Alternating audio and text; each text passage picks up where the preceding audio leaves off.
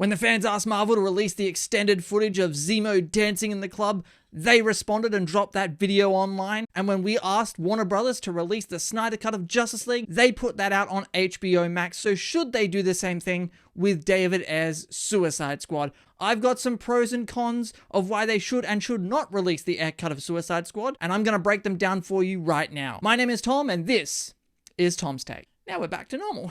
So of course, with Warner Brothers releasing the Snyder Cut after 3 years of fans campaigning on Twitter and hiring billboards, and also with the release of the brand new Suicide Squad movie by James Gunn, The Suicide Squad, it's had more fans clamoring more and more for the David Ayer cut of his original Suicide Squad movie from 2016. Now, some brief context for those who don't know, Suicide Squad, released in 2016, was directed by David Ayer, and apparently Warner Brothers at some point took that movie away from him and gave it to a trailer company to edit the film and give them a final cut. They didn't like what David Ayer was doing, similar to how they treated Zack Snyder at the time. And so now there is a lot of campaigning going on to release the Ayer cut of Suicide Squad. Okay, so I've got the pros of why they should release David Ayer's cut of Suicide Squad, and we're going to start with those.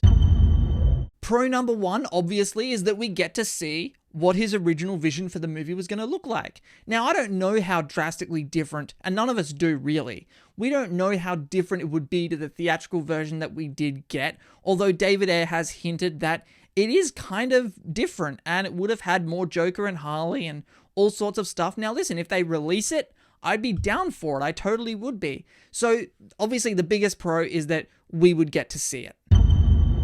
The second pro to releasing David Ayer's Suicide Squad is that it would make the new leadership of Warner Brothers look really good. Because in the last number of years, Warner Brothers has gone through about 6 different leadership changes and structure changes as a company. And back in 2016, when Suicide Squad was released, Warner Brothers was under the control of Kevin Tsujihara. And since that time, Warner Brothers has gone through different regime changes, and they're now under completely different leadership. And they're about to be bought out by Discovery. So they're about to have an entirely new change of leadership. So the new leadership now, the current leadership at Warner Brothers, gets to release the David Ayer version, similar to how they did with the Justice League version, and say, look at us, the previous regime didn't want to give it to you guys, but we're going to release the Ayer cut, and it would make them look good in most of the fans' eyes.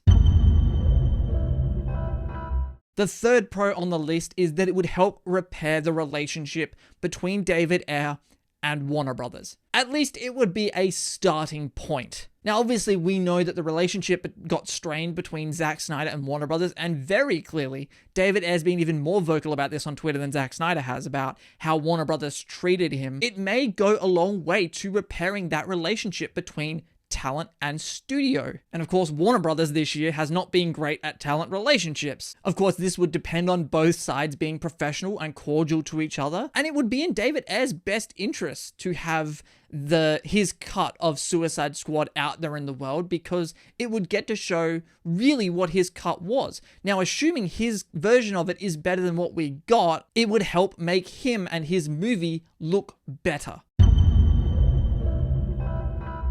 And the final pro that I have is that it would possibly take away the bad taste in people's mouths left by the theatrical version. Now, full disclosure, I like the theatrical version. I do. I understand it's a hot mess. I understand it's got loads of problems, and I understand it's not a perfect movie. But I enjoyed the movie for what it was. I got a little bit of a kick out of it. And the movie made an arse ton of money. But for the majority of people who didn't enjoy the movie, this version may take away that bad taste, and they may look upon the movie Suicide Squad more favorably than they did before. Very similar to how the Snyder Cut changed the perception of a Justice League movie. Because now, at least in my circles, the only Justice League movie that exists, according to the people that I talk to, is Zack Snyder's version. And also, in my head, that's the only version of the movie that exists too. Okay, so now let's get into the cons. Con number one is the money. The money that it would cost them. I don't know how unfinished, I don't know how different the Ayer cut is, but what everyone has to keep in mind is that these things aren't like YouTube videos. They can't just make them and put them out for free, right? Me doing this video costs me not a damn dollar, but it costs studios millions of dollars to put movies out, whether they're putting them out on streaming, and I don't know how unfinished or finished it is. The Snyder Cut was very, very unfinished, to the point that they spent $70 million to finish that movie and put it out. And obviously, look, it would cost them less if David Ayer's cut is a fully finished cut with fully finished CGI effects and fully scored and all that stuff, and they could just, you know, take that from the vault and put it onto HBO Max. It might not cost them that much money at all. I just don't know. The big thing, and the thing that's most important to the studios here, is money. So depending on how much money it would cost to finish it and put it out, could be a reason why Warner Brothers goes, no, we're not doing that. It's just going to cost too much money. The next con would be that it really wouldn't add much value to HBO Max. Because let's face it, the only way they could do this and justify it is HBO Max, and they would pump and promote their streaming service. That is really the main reason why we have the Snyder Cut. The Snyder Cut would not exist today were it not for the streaming wars. And listen, it's great that the Snyder Cut got, I think, 1.8 million views or something on HBO Max. And of course, it did generate some subscriptions to that service, but not anywhere near the amount that Warner Brothers were hoping for. Most people subscribe to HBO Max, watched the Snyder Cut, and then unsubscribed. That's not what you want when you're a streaming service. And I think them seeing the results of the money they put into the Snyder Cut and then seeing that the viewership on a large scale really wasn't what they thought it was going to be really hurts the chances of us getting an Ayer cut of Suicide Squad. The next con for why they wouldn't do the Ayer cut is that it isn't as well known of a movement as the Snyder Cut was. Now, granted, we are talking about the 5%. We're talking about people who watch videos like mine, people who are in these hardcore fan communities, because most general movie-going people, you know, just the general public, not the hardcore nerds like us, the general movie-going public has no idea what a Snyder Cut is. They have no idea what an Ayer cut would be. They don't know the difference between Zack Snyder's Justice League and Justice League. And I also think that's part of the reason why it didn't get as many views on HBO Max as Warner Brothers was hoping it would. Is because the general movie-going public, on the most part, doesn't know or doesn't really care. And even within the hardcore nerd circles, people aren't flying, you know, planes with signs attached to them saying, release the Ayer cut. They're not hiring billboards. The movement is not as well known as it was with the Snyder Cut. And the final reason, the final con to releasing the Ayer cut, and this to me is the biggest one of them all, the fan backlash and the fan entitlement that Warner Brothers received when they released the Snyder Cut. And this is something that does annoy me a lot because, you know, fans cried, screamed, begged, did all this stuff to get Warner Brothers to pony up the money to release the Snyder Cut. And they finally did it. It cost them $70 million and they haven't gotten a single dollar back from that movie. They lost basically $70 million. They took a loss on the Snyder Cut.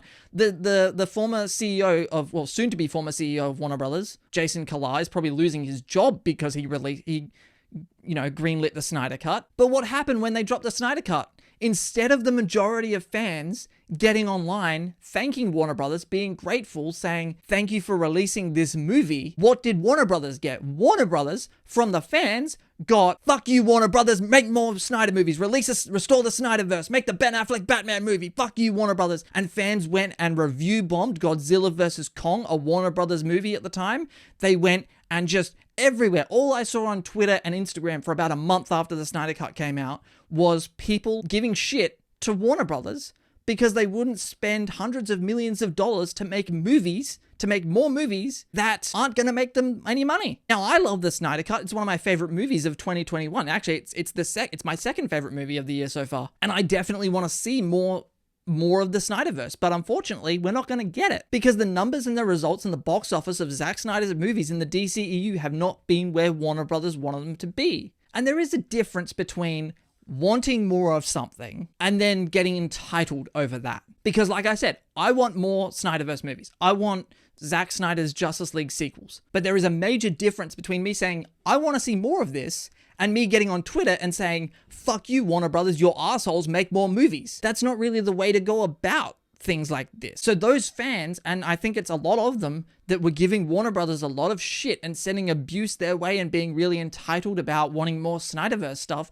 have basically sent a message, not just to Warner Brothers, but to every studio out there who's looking at this on Twitter saying, fuck it, we're never doing this again. Because look what it got us. You know, give them an inch and they'll want a mile. Look what it got us. All it got us was shit. That's all it got us. It didn't get us anywhere near the views on HBO Max that we thought it was going to get, or the subscriptions. And for the most part, all we got was abuse from people. So we're never doing this again. And so if you ask me what's the one big reason that Warner Brothers would never do an air cut of Suicide Squad, it's that reason alone. Now, asking the question, should they release it or will they release it, are two very different questions. Would I check it out? I would check it out. I would watch it. I'd be interested to see what he was going to do. I don't think they will. I very highly doubt that they will, to the point that some Warner Brothers executives have already come out and said, we're not interested in doing that. Now, anything can happen. I mean, Ben Affleck and Michael Keaton are both coming back as Batman. Hell, we've got Jamie Foxx coming back as Electro, so stranger things have happened. I honestly don't feel like it would be a good move right now for Warner Brothers to release the air cut.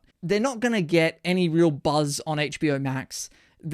All it's going to do is create more fan entitlement. I just don't think it's a good idea for them to do it right now. Plus, you've got James Gunn's The Suicide Squad, which is fucking amazing. And I think they're going to focus and go more in that direction. Listen, I'm just one dude on the internet, okay? What are your opinions? Do you guys think they should or they will? Remember, those are two very different questions. But leave some of your pros and cons as to why they should or shouldn't release the air cut in the comment section below. Thank you very much for watching, guys. My name is Tom. Hit that subscribe button if you haven't already, and I will see you guys next time.